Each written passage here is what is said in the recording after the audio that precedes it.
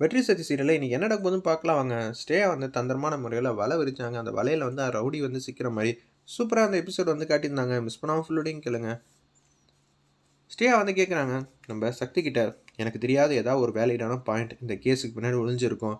அந்த ரவுடிங்கிற யாரோ ஒருத்தவங்க பணம் வாங்கினாங்க. ஆனால் பாதியிலேயே பார்க்காம வந்துட்டேன்னீங்களே, அவங்கள முன்ன பின்ன யாரும் பார்த்துருக்கீங்களா அப்படின்னு சொல்லி கேட்குறாங்க. தினியன் பார்த்துருக்காங்க. அப்புறம் கிரி பார்த்துருக்காங்க.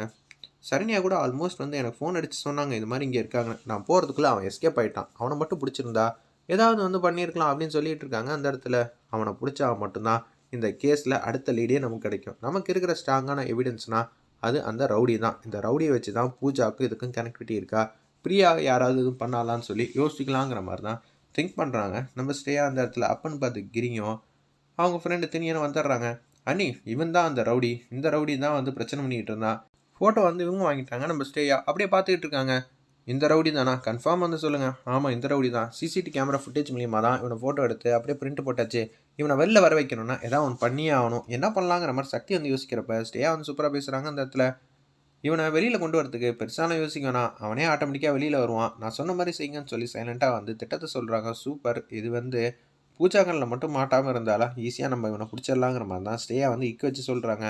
போஸ்டராக வந்து ஒட்டியிருக்காங்க. அந்த இடத்துல அப்பாவை காணவில்லை, அப்பாவை பிரிந்திருக்கிற குழந்தை ஏக்கம், சாப்பாடு சாப்பிடலங்கிற மாதிரி அந்த இதில் வந்து வாக்கியமாக எழுதி வச்சுருக்காங்க. கீழே தகவலுக்குன்னு சொல்லி நம்ம ஸ்ரேயாவோட ஃபோன் நம்பர் தான் கொடுத்துருக்காங்க. அந்த இடத்துல யாராவது ஊரில் இருக்கிறவங்க இந்த வாக்கியத்தை பார்த்தா எப்படி வந்து பேசாமல் இருப்பாங்க, நிச்சயம் வந்து தகவல் வந்து சொல்லுவாங்க அப்படின்னு சொல்லிட்டு இருக்காங்க. அந்த இடத்துல நம்ம ஸ்ரேயா ஊர் பக்கம் ரோஹித்தும் பூஜாவும் காரில் வந்து போயிட்டே இருக்காங்க. அப்பன்னு பார்த்து அப்பாவை காணவில்லை அப்படின்னு சொல்லிட்டு அவங்க மனைவி வந்து எழுதி போட்டிருக்க மாதிரி அந்த வாக்கியத்தை வந்து படிக்கிறாங்க. என்னடா அது, அவனை தலைமறைவாக இருக்க வச்சு ஏதாவது பிரச்சனை இல்லாமல் இவனை சேவ் பண்ணணும்னு பார்த்தா இவன் கூட ஒரே ரோதனையாக போச்சு. ரோஹித்து காரை நிப்பாட்டுப்பா, எனக்கு கொஞ்சம் தலைவலியாக இருக்குது, மாத்திரை வாங்கிட்டு வந்துடுறியா, அடிக்கடி மாத்திரையெல்லாம் சாப்பிடக்கூடாது, இஞ்சி டீ சாப்பிடு, கொஞ்ச நேரம் தூங்குனா தலைவலியெல்லாம் போயிடும், நான் சொன்னதை மட்டும் கேட்குறியா, சேவெல்லாம் உன்னோட அறிவுரையெல்லாம் கேட்கலன்னோட மாத்திரை வாங்கிறதுக்காக போகிறாங்க.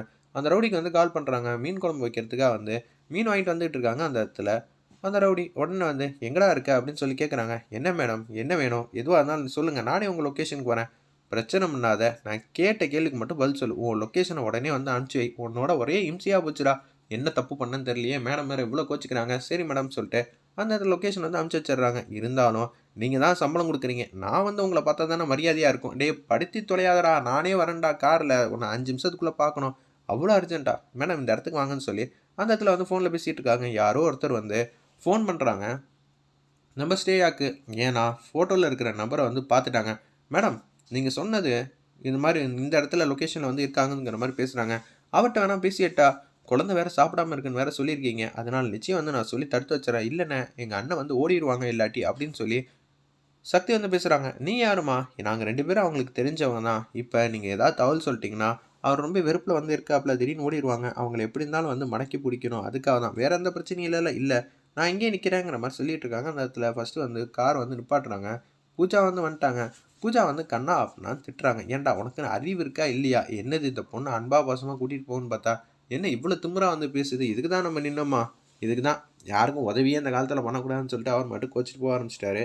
நம்ம ஸ்டேயாக கால் பண்ணவங்க, இந்த ரோடு வந்து டிராஃபிக் இல்லாமல் இருக்கும், ஆனால் 2 கிலோமீட்டர் சுற்று, சரி பார்த்துக்கலாம்னு சொல்லி தான் ஸ்ரேயாவும் சக்தியும் அப்படியே வந்து காரில் வந்து மாதம் வந்து வந்துகிட்டு இருக்காங்க. ஏன்டா என்ன பண்ணி வச்சிட்ருக்க, உனக்கும் உன் மொண்டாட்டிக்கும் சண்டையாடா. ஆமாம் ரொம்ப நாள் ஆச்சு மேடம், வீட்டுக்கு போய் தொழில்னு பார்த்துக்கிட்டே இருந்தேன். அது மட்டும் இல்லாமல் எனக்கு வேறு வேலை வந்துக்கிட்டே இருந்துச்சு மேடம். என்னடா நீ இப்படி பண்ணுற, பொண்டாட்டியை சமாதானப்படுத்தாமல் அவள் என்ன தெரியுமா எழுதி போட்டிருந்தா, என்ன மேடம் என்னை பற்றி பெருமையாக எழுதி போட்டிருந்தா, டேய் நீ தப்பு பண்ணுறவன்டா, உன் போஸ்ட்டு கீழே ஃபோன் நம்பர்னு இது மாதிரி ஒட்டி வச்சுருந்தா என்ன அர்த்தம்டா, உன்னை எப்படி இருந்தாலும் சேவ் பண்ணி எங்கேயாவது அனுப்பிச்சி வைக்கணும்னு பார்த்தா விட மாட்டேங்கிற போல இருக்குது. உனக்கு பின்னாடியே வந்து உனக்கு இருக்கிற பிரச்சனையெல்லாம் தீர்த்து வைக்கிறது தான் என் வேலையா. மன்னிச்சுக்கோங்க மேடம், நீங்கள் பணம் கொடுத்துருந்தீங்கன்னா நான் ஏன் இங்கே இருக்க போகிறேன். 10 லட்ச ரூபா கேட்டேன்ல, இன்றைக்கி சாயங்காலமே தரம் பாராசா, இனிமேட்லாம் ஒன்றும் பண்ண முடியாது, லாக்கர்லேருந்து பணத்தை உடச்சாவது உனக்கு எடுத்து கொடுத்துட்றேங்கிற மாதிரி சொல்கிறாங்க. மேடம் முன்னாடியே செஞ்சுருக்கலாம்ல அப்படின்னு சொல்லி தந்திரமான முறையில் கேட்குறாங்க. அந்த இடத்துல நம்ம ரவுடி சரிப்பா தந்துடுறேன்னு சொல்லி அமுச்சு வச்சிட்றாங்க.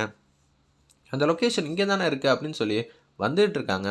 நம்ம சக்தி, ஸ்ரேயா, அப்புறம் 2-3 பேர், தினியன், கிரி வந்து நிற்கிறாங்க. ரோஹித் வந்து பார்த்துட்டாங்க. நம்ம இப்போ போய் பார்க்குறத பார்த்தா நிச்சயம் பிரச்சனையானோம், இப்போ என்ன பண்ணலாங்கிற மாதிரி யோசிக்கிறாங்க. நம்ம ரோஹித் வேணாம் அப்புறமேட்டு சக்தி கிட்ட வந்து பேசிக்கலாம்னு சொல்லிட்டு காரில் வந்து உட்காந்துடுறாங்க. ஒரு பக்கம் பூஜா வந்து கார் எடுத்துகிட்டு போக சொல்லிடுறாங்க. அந்த லொக்கேஷனுக்கு வந்ததுக்கு அப்புறமேட்டுக்கு, என்னது இந்த லொக்கேஷன் தான் அனுப்பிச்சு வச்சிருந்தாரு. இந்த லொக்கேஷனில் யாருமே இல்லையே. சரி அந்த நபருக்கு வந்து ஃபோன் அடின்னு சொல்லி யாரும் இன்ஃபார்ம் பண்ணாங்களா ஸ்ரேயாக்கு. அவங்க வந்து ஃபோன் அடிக்கிறாங்க. அவர் வந்து ஃபோன் கட் பண்ணிகிட்டே இருக்காங்க. என்னது விட மாட்டாங்க போல இருக்கே. என்ன ஆச்சு? நாங்கள் இப்போ தான் வந்தோம். நீங்கள் சொன்ன லொக்கேஷனில் ஆள் இல்லவே இல்லையே. நீ தானம்மா இப்போ காரில் வந்து இறங்குன. அவனை கண்ணா அப்படின்னான்னு திட்டிக்கிட்டு இருந்தேன். இதுக்கு தான் நான் உதவியே பண்ணக்கூடாதுன்னு. சார் நான் அவங்க இல்லை சார். நான் இப்போ தான் சார் வந்தேன். அதனால தான் கேட்குறேன். என்னம்மா நல்ல ஒரு மாதிரி நடிக்கிறியா? இதுக்கு தான் உதவி பண்ணக்கூடாது. ஃபோனை வைமா அப்படின்னு சொல்லிடுறாங்க. பூஜா தான் ஏற்கனவே வந்து அந்த ரவுடியை கண்ணா அப்படின்னான்னு திட்டியிருக்கா. அந்த போஸ்டரை பார்த்தோன்னே எது நடக்கக்கூடாதுன்னு நினச்சனோ அது நடந்திருக்கு. இவ்வளோ நேரம் அவன் எந்த லொக்கேஷனில் இருக்கானே தெரியாமல் இருந்துச்சு. இப்போ நம்ம ஈஸியாக கண்டுபிடிச்சிடலாம்ல அப்படின்னு சொல்லி 4 பேர் 4 விதமாக வந்து தேடிக்கிட்டு இருக்காங்க. 4 சைடும் அந்த 2 பசங்களை வந்து பார்த்துட்றாங்க. தெனியனும் கிரியும் அந்த ரவுடியை இங்கே தான் போயிட்டுருக்கான். இந்த இன்ஃபர்மேஷனை வந்து அன்றைக்கி ஸ்டேயாக்குன்னு சொல்லிடலான்னு சொல்லிட்டு ஸ்டேயாக்கு ஃபோன் அடிச்சு சொல்லிடுறாங்க. இங்கே தான் இருக்காங்களா, வாங்க போய் பிடிச்சிடலான்னு சொல்லிட்டு தான் வேகமாக வந்துட்டு இருக்காங்க. அந்த இடத்துல நம்ம சக்தியும் ஸ்டேயாவும் அப்படி வந்துட்டு இருக்காருப்ப அந்த ரவுடியை வந்து பிளாக் பண்ணிடலாங்க. 4 பேரும் சேர்ந்து என்ன பண்ணுன்னு தெரியாமல் அந்த ரவுடி வந்து ஸ்டேயா கழுத்தில் ஏதோ ஒரு பொருள் வைக்கிற மாதிரி காட்டி இந்த எபிசோட் அல்டிமேட்டாக முடிச்சிருந்தாங்க. எப்படி இருந்தாலும் வந்து ஸ்டேயா வந்து ப்ரில்லியண்ட்டாக அவங்கள அடித்து அந்த பொருளை வந்து வாங்கிட்டு இவங்க எல்லாரும் சேர்ந்து இவங்க ரவுடி வந்து தூக்குற மாதிரி தான் அப்கமிங் எபிசோடு வரப்போகுது. வெயிட் பண்ணி பார்ப்போம்.